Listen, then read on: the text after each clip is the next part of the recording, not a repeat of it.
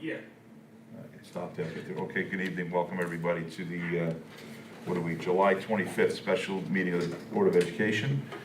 We'll start with a Pledge of Allegiance. Please rise. Debbie, would you lead us in the pledge?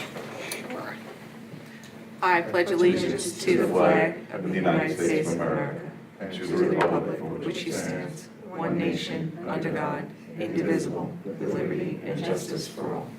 Thank you. Okay.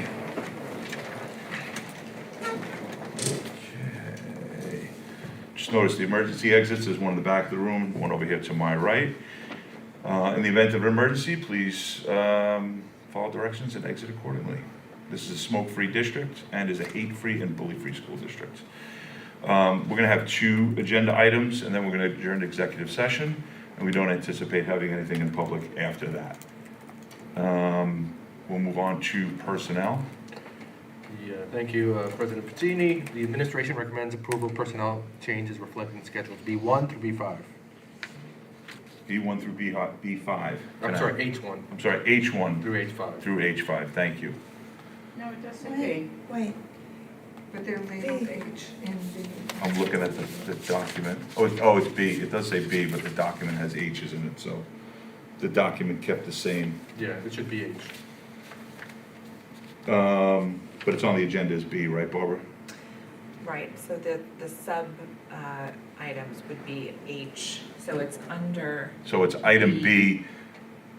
is it B1 through 5, Tony? Where Yep. Yeah, B1 through 5. B1 through 5 as set forth in consent agenda at H, 1 through H5. The 1 attachment through is. H5. Got it. Okay, so item B1 through 5 with the attachment being H1 through 5 as well. Okay, can I have a motion? Ms. Hayes, seconded by Ms. Felice. Any discussion? Being none, all those in favor? Joe? Joe, are you in favor? You're muted.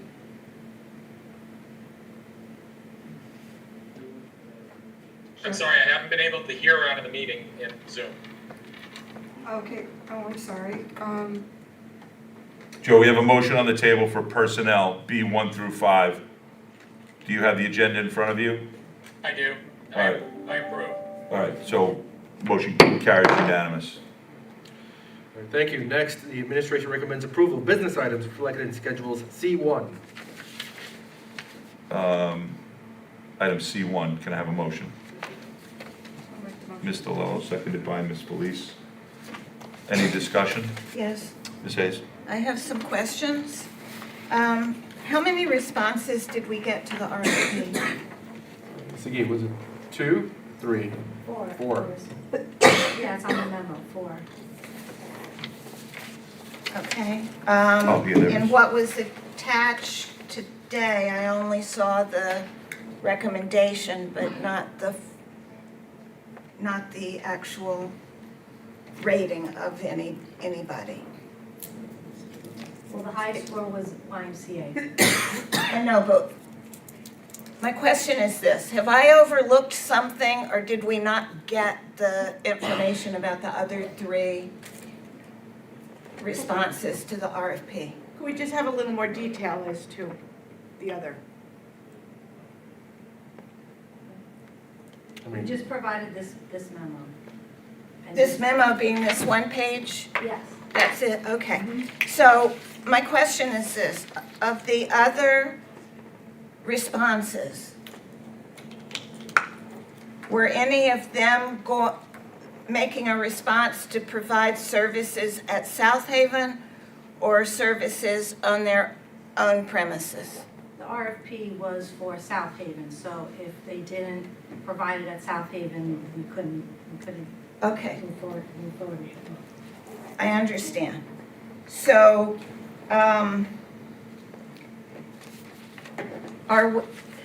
if the responses are to provide services at South Haven, it's for 5 full-day classes and then 2 half-day classes?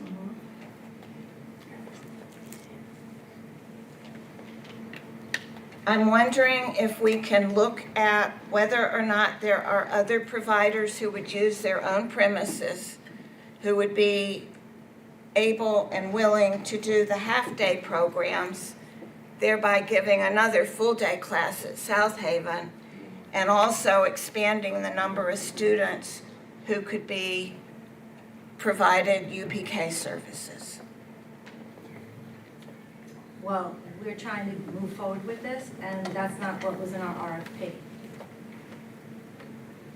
So if we were to do that, that would have to be for the We'd next. have We'd to have, start yeah, all we, over. like, there wouldn't be Next time to do that now. We'd have to start all over. Yes.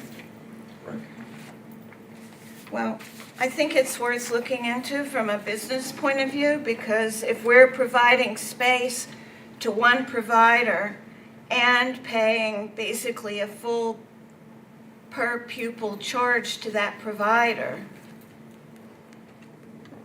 it means we're not reaching as many kids as we could if we were able to have other providers give the half-day services.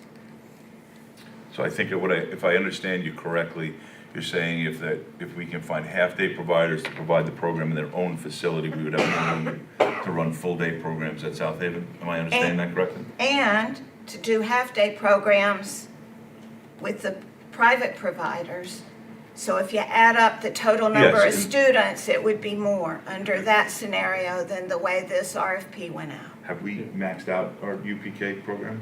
No, not in terms of the funding, but in terms of our oversight for the, the decision was made to sort of just keep it in-house in South Haven because of some logistical reasons and start outsourcing it to other sites. I think we had That's something- issues with some of the Correct. providers in the past not following the program set forth by the district, did we not? Correct, so we wanted to have more control. I mean, certainly it's something we could look into, but we really wanted to sort of have sort of a control over the program, what they're offering in terms of their instructional program, and also the site, because we're able to provide supports with, custodial staff, our safety officers, because it's technically our property. Which is the other thing I'm a bit concerned about, because that's providing taxpayer-funded benefits to a provider It's all covered by that the would UP. not be provided to anybody who's off-site. Right, but we fund it through the UPK grant, even those components. It's still taxpayer money.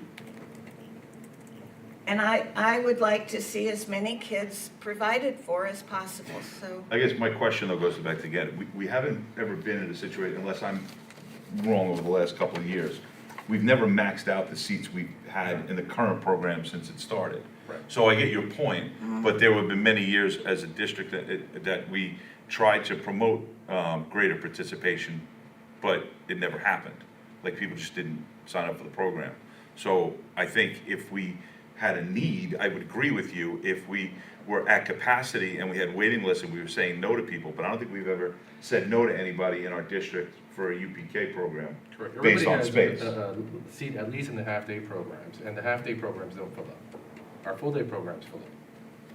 Precisely, which is saying that the ones that have most demand by the parents are the full-day programs. Correct. And since we've got 2 half-days at South Haven, that means there's the lack of another full-day program, but the children in the half-day program could have their needs met off campus. But what was, I want to, just a question on the comment, I didn't understand it.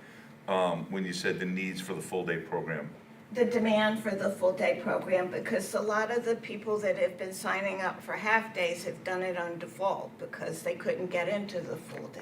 I think this year, seats opened up, so I don't even know if there was anybody on the waiting list for full-day. Yeah, could we know that? Because there were Yeah. some that were locked out. Again, you They had were the lottery. offered seats, and They they were? declined. All Yeah. right, because we didn't have that information at the time of the lottery. I would like to have further discussion, not tonight, because we need Yeah, to we make have to a warn it. decision on the recommendation, but I think in the future, to look at how to maximize use of the UPK grant so as to maximize number of children who can be serviced under it. And by locking it in to service only at South Haven, which is provided by a private provider, that private